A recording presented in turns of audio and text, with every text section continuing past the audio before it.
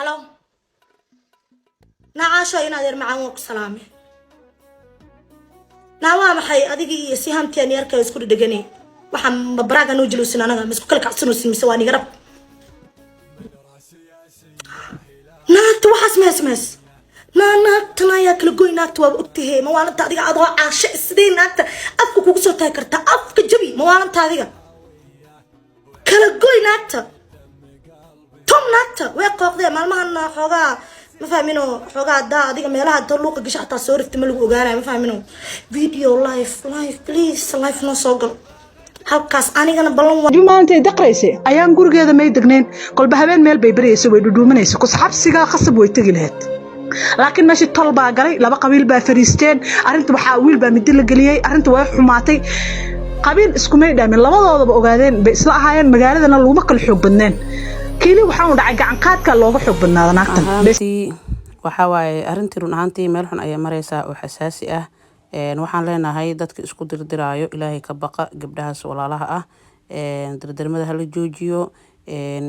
maslaxa khayr qabtan ilaahay dhexdooda ha keenayaan leenahay waa laba gabdhood oo walaalo ah waxa la carabi ilko waa isku dhow yihiin waan isqaniinaan marka haddii la isqabto ma ahan inay saamaqleyseen wiil baa mid lagu dhiftaa la leeyahay ilaahay subxaanahu wa tacaala maaragta dhexdooda maslaxa khayr qabta ha dhigo tan kale asxaabe muuqaalka oo Samiixa ma saabsana arintaanito sababta ay tahay Samiixa iyo rasmi ogtiin waa walaalo gabadhaas kalena dabcan waa qaraabo ayaga dhan wada qaraabo tan kale Samiixa arintaan ma qusayso fiidiyogeedana waxaan usoo qaatay just for fun so Samiixa dagaalkan ma ku jirto wax laguna kuma lahan waligeedna ma lagu yaqaan Samiixa inay maaragta qofkan uga hiili iyo qofkan kale ma kala taqaano waa ogtiin gabar iska bashaasho oo bulshada dhan u dhaxayso waaye hadda koor waxa xasuusatiin mar ay isku dhaceen rasmi iyo gabar kale ay saaxiibo yihiin rasmi oo walaasheeda